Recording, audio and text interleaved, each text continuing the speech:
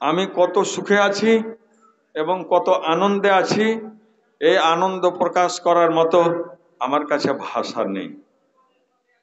আজ এই জায়গা বেশ 40 বছর আগে এই জায়গাটা একেবারে বাঞ্জার যাকে বলা হয়, মৃত জমিন, যেখানে গরু মহিষ আবাদ ছিল, মানুষের আবাদ শেষ হয়েছিল। আল্লাহর বান্দারা আবার আল্লাহ পাক তাদের জ্ঞান ফিরিয়ে দিয়ে, শিক্ষার পিপাসা দিয়ে ফিরিয়ে দিয়ে, ঈমানের মতো লাইট এবং নিয়ামত ফিরিয়ে দিয়ে আবার এখানকে ফিরিয়ে আবার সেই আলো দিয়ে আল্লাহ পাক আলোকিত করেছেন। তাই তার কৃতজ্ঞতা শুকরিয়া জ্ঞাপন করছি আলহামদুলিল্লাহ। তারপরে পরে তার আখরি নবী হযরতে আহমদ মুজতবা মুহাম্মদ মুস্তাফা রাসূল আরবি সাল্লাল্লাহু আলাইহি ওয়াসাল্লামের প্রতি অগণিত দুরূদ ও শান্তির ধারা বর্ষিত হোক। আল্লাহুম্মা সাল্লি আলাইহি ওয়া বারিক ওয়া সাল্লিম। মুহতারাম ভাই সকল, আল্লাহ পাক বলেছেন, কুল হাল ইয়াস্তাবিল্লাযিনা ইয়ালামুন ওয়াল্লাযিনা লা ইয়ালামুন, যারা জানে এবং যারা জানে না তারা আপোষে কি বরাবর হতে পারে, সমান হতে পারে? কখনোই না। আল্লাহ পাকের এত দয়া, আল্লামাল ইনসানা মা লাম ইয়ালাম, আল্লাহ পাক এমনই এক নিয়ামত আল্লাহ পাক মানুষের ব্রেনে, হৃদয়ের মধ্যে ঢুকিয়ে দিয়েছেন যেটা মানুষ জানতো না। মা লাম ইয়ালাম, মানুষ জানতো না, সেটাকে আল্লাহ পাক দয়া করে মেহেরবানি করে আমাদের অন্তরে তার মেহেরবানি, তার রহম, তার অশেষ কৃপা, তিনি দয়া করে মেহেরবানি করে আমাদের অন্তরে, আমাদের ছেলেদের অন্তরে ঢুকিয়ে দিয়েছেন। আজ দিন রাত 24 ঘন্টা এই জায়গাতে, এই মাটির উপরে কাল আল্লাহ কাল রসুলের আওয়াজ, এর যে স্লোগান এই প্রস্ফুটিত হয়েছে, আল্লাহ পাক এই সুযোগ দান করেছেন। এই দানের বদৌলতে আজ আমাদের ফারেগিন ছাত্র, অসংখ্য ছাত্র, আপনার আসাম থেকে নিয়ে বিহার, ঝাড়খণ্ড থেকে নিয়ে বাংলাদেশ পর্যন্ত আমাদের ছাত্র সংখ্যা ছড়িয়ে গেছে আলহামদুলিল্লাহ। আজ আপনাদের এই অল্পটুকু মেহনত করার কারণে, একের মেহনত যদি এক জায়গায় করা যায় তাহলে আমাদের মেহনত সামান্য দেখাবে, কিন্তু সেখানে দেখা গেল আমরা হাড় ভাঙা পরিশ্রম করে আল্লাহ পাক করিয়েছেন, সুযোগ দিয়েছেন, তাই আমাদের ছাত্র সংখ্যা বহু জায়গায় পৌঁছে গেছে। বড্ড আনন্দের বিষয়, আমরা যেখানে যাই না কেন আমাদের ছাত্রদের সোনামুখ দেখতে পাই, তখন একটা আনন্দ ফুটে উঠে। সেই আনন্দটা পয়সা দিয়ে কিনে পাওয়া যাবে না, যে সেই দোয়াটা অর্থ দিয়ে কিনে পাওয়া যাবে না। আল্লাহ পাক সেই সুযোগ আপনাকে আমাকে দান করেছেন। এই জন্য আমি অত্র এলাকার সুনামধন্য সমস্ত ব্যক্তিদের, ছোট বড় দল মত নির্বিশেষে সমস্ত শ্রেণীর মানুষের কাছে আবেদন এবং আহ্বান জানাবো যে দেখুন, মানুষ বর্গে ভুল হয়, ত্রুটি হয়, ত্রুটি কিছু যদি পেয়ে থাকেন তাহলে তাদেরকে নিজের সন্তান ছেলে মনে করে ক্ষমার দৃষ্টিতে দেখে আপনারা তাকে ভালো উপদেশ দেওয়ার চেষ্টা করবেন, নিন্দা না করে, নিন্দনীয় নজরে না দেখে, নিন্দনীয় ইয়েতে দৃষ্টিভঙ্গিতে না দেখে। আলহামদুলিল্লাহ, আপনি যদি একটু মেহেরবানির নজরে যদি দেখেন, একটু যদি আপনি কৃপার নজরে দেখেন এবং আদর্শের নজরে দেখেন, আদর্শবান ছাত্রকে আদর্শবান হওয়ার জন্য, আদর্শে আদর্শিত হওয়ার জন্য একটু যদি আপনার ইঙ্গিত পাওয়া যায়, একটু যদি আপনার আলো পাওয়া যায়, একটু যদি আপনার ইশারা পাওয়া যায়, নবী আমার বলেছেন, মান দাল্লা আলা খাইরিন, যাই ব্যক্তি একটা ভালো উপদেশ দিবে, ভালো উপদেশ দেওয়ার পরে যারা সেই কর্ম করবে, সেই কর্মের ফলাফল নেকিটা সে যতটা পাবে ততটাই অধিকারী। আপনি যদি একটু তাকে ইঙ্গিত দেন, ইঙ্গিত করেন, একটু যদি আপনি তাকে যদি আপনি সুদৃষ্টিতে দেখেন এবং তাদের যদি আপনি ইশারা ইঙ্গিত দেন, একটা ভালো যদি আপনি তাদের আদর্শিত হওয়ার যদি আপনি পরামর্শ দেন, আলহামদুলিল্লাহ একটা ভালো জিনিস দেখাবে। নবী আমার বলেছেন যে খায়রুকুম মান তাআল্লামাল কুরআন ওয়া আল্লামাহু, এর চাইতে ভালো আর হতে পারে না। নবী আমার সাল্লাল্লাহু আলাইহি ওয়াসাল্লাম সুন্দর ভাষাতে তিনি বলেছেন যে তোমাদের মধ্যে শ্রেষ্ঠ ব্যক্তি তারাই যারা আল কোরআনের শিক্ষা লাভ করেছে এবং অপরকে শিক্ষা দেওয়ার চেষ্টা করে। ভাইরা আমার, শিক্ষা অনেক আছে, সেই শিক্ষার কথা আল্লাহর নবী বললেন না, সেই শিক্ষার কথা আল্লাহ পাক বলেননি। নবী আমার সুন্দর করে বলেছেন তোমাদের মাঝে ওই ব্যক্তি শ্রেষ্ঠ ব্যক্তি যিনি আল কোরআনের শিক্ষা লাভ করেছেন এবং শিক্ষা দেন। শিক্ষা আছে, শিক্ষার গুণ, শিক্ষার মান, শিক্ষার মর্যাদা আছেই বলে আজ আমাদের দরবারে, আমাদের মাঝে বিভিন্ন বড় বড় ওলামায়ে কেরাম, বড় বড় সাধু ব্যক্তি আমাদের মাঝে উপস্থিত হয়েছেন। যাই হোক, আমি আপনাদের একটাই কথা বলবো যে আজ আমি কথা বলছি, কালকে আমি থাকবো না। আপনি আজকে আছেন, কালকে নাও থাকতে পারেন। যে কাজেই চলে যাওয়ার আগে কিছু একটু ভালো কর্ম করে যেতে হবে।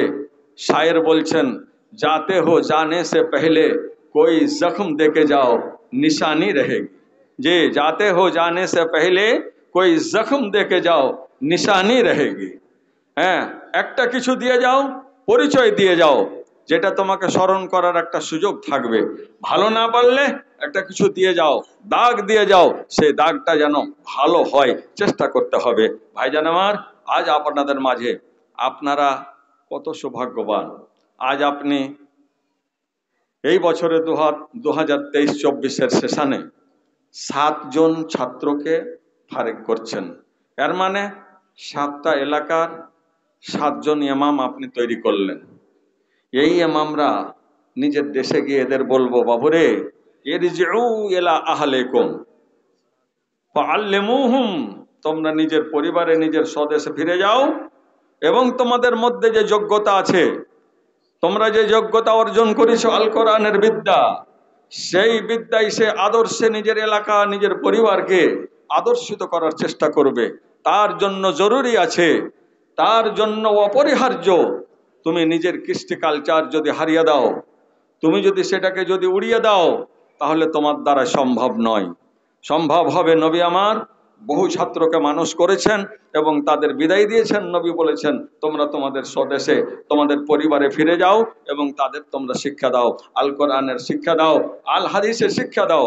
বাপুরে আমার, একটা ছোট্ট কথা যদি তোমরা আমার মনে রাখো, আমি একজন খাদেম হিসাবে তোমাদের বলছি এবং আল্লাহ পাকের পবিত্র মসজিদের সামনে এই জামিয়া দারুল উলুম মিটনার জমিনের উপরে, মাটির উপরে বলছি, আল্লাহকে সাক্ষী রেখে তোমরা যদি আমার এই সুপরামর্শকে যদি তোমরা মেনে নাও, মান্যতা দিয়ে দাও, ইনশাআল্লাহ আমি আশা করব যে আল্লাহ এই জমিনের উপরে কোনো জায়গায় তোমাকে আটকাতে পারবে না, পারবে না, পারবে না, ইনশাআল্লাহ। বলুন ইনশাআল্লাহ। ছোট্ট পরামর্শ, সেটা কি বাবারে, মানুষের পোশাকে মানুষের পরিচয়, মানুষের পোশাকেই মানুষের পরিচয়। ওই বইটা আছে মাসুদ? না, নিয়ে আসতে হবে। আচ্ছা, তো মানুষের পোশাকে মানুষের পরিচয় পাওয়া যায়। আমাদের ছাত্রদের কিছু মনে করবে না বাবু, আজকে পরামর্শের দিন, শিক্ষা দেওয়ার দিন। আমরা শুধু এখানকার নয়, অনেক জায়গার ছাত্রদের দেখি, তারা নিজের কৃষ্টি কালচার, নিজের ড্রেস চেঞ্জ করাটা, আমার মনে হয় যে তাদের এই ভুল ধারণাটা তাদের মধ্যে ঢুকে আছে। তারা ভুল বুঝে নিজের এত সুন্দর ড্রেসকে, এত সুন্দর পরিবেশকে, এত সুন্দর পোশাককে চেঞ্জ করে দিয়ে অন্যান্য যারা যুবক ছোকরা এরকম যেই জায়গাতে ঘুরে বেড়ায়, তাদের পোশাককে তোমরা নিজের পোশাক ভালো মনে করে, আদর্শ পোশাক মনে করে নিচ্ছ, এটা কিন্তু ঠিক নয়। আমার মোহতারাম শ্রদ্ধেয় ফজিলাতুশ শাইখ মাদানী সাহেব হাফেজাহুল্লাহ আমাদের মাঝে যেই পোশাকে এসছেন, যেই পোশাকে আমরা তাকে পেলাম, এখানে তোমরা দেখো যে এই পোশাকটার দাম কত। আজকে তোমাদের যেই পোশাকের পিছনে আমি তোমাদের সাথে হরিশ্চন্দ্রপুরের মাটিতে গিয়েছিলাম এবং তোমাদের পোশাক তোমাদের পছন্দ করার সুযোগ দিয়েছিলাম, বলেছিলাম সেই টেলারকে এবং কাপড়ওয়ালাকে, দোকানদারকে, যে খবরদার মিটনাকে অন্য জায়গার সাথে তুলনা করবে না। মিটনা আদর্শ জায়গা, আদর্শ প্রতিষ্ঠান, সেই আদর্শে আদর্শিত হয়ে ছাত্ররা এখান থেকে বিদায় যাবে। কাজে একটা সুন্দর পোশাক দাও, পছন্দনীয় পোশাক দাও, যেই পোশাকটা তার পরিচয় থাকবে যে আমি এই পোশাকটা মিটনায় পেয়েছিলাম, আমি আর আজকের পরে আর তাকে এই পোশাক দিতে পারবো না। অতএব সবচেয়ে তো তোমার দোকানের দামি এবং তাদের পছন্দ মতো পোশাক দাও। পোশাক দিয়েছে, জি আলহামদুলিল্লাহ। দামি কাপড় তাদের তোমাদের, তাহলে তোমাদের যদি ভালো না বাসতাম তাহলে আমি নিজেই তোমাদের সাথে যেতাম না। এটা মনে রাখবে, এই পোশাক দিয়েছে মানে এই পোশাক তোমার সবকিছু, এই পোশাক তোমার সার্টিফিকেট, এই পোশাক তোমার সৌন্দর্য, এই পোশাক হচ্ছে তোমার আদর্শ। এই পোশাকে তোমাকে আদর্শিত করে তুলবে, সমাজের মাঝে তুলবে।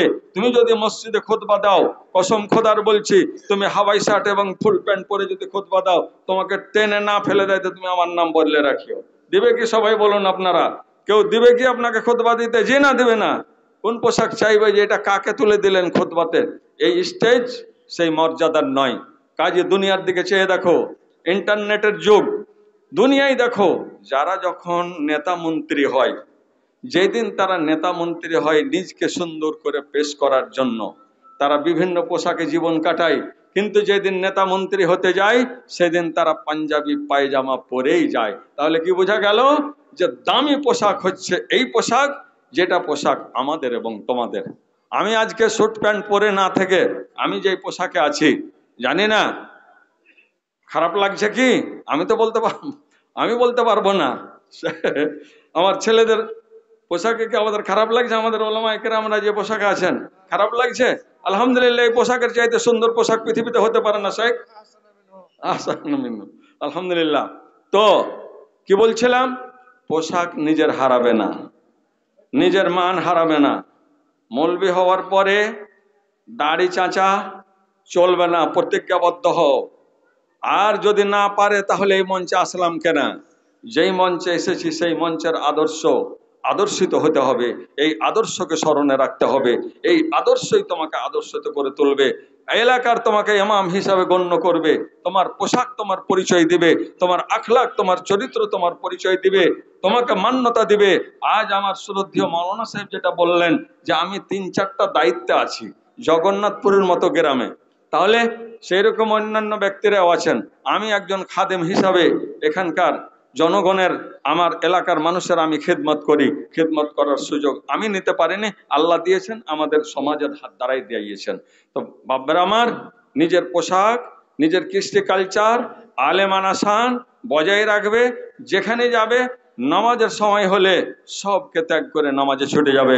এবং ওই রকমের লোক হবে না পকেটে টুপি নেই।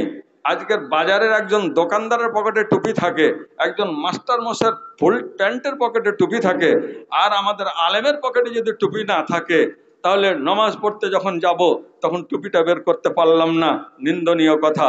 যে সমাজের লোক তো বলবে মৌলভী সাহেব আমাদের মাঝে আছে, বাবারে তুমি ইমামতি করো, চললাম বিনা টুপিতে। জায়েজ আর সুন্দর আর অসুন্দরের তফাৎ আছে। টুপি ফরজ নয়, টুপি ফরজ নয়। যারা বলছে যে ফরজ নয় ও দরকার কি, তাকে আমি এ কথাই বলবো যে আপনি ইহুদিয়াত কেন পালন করছেন?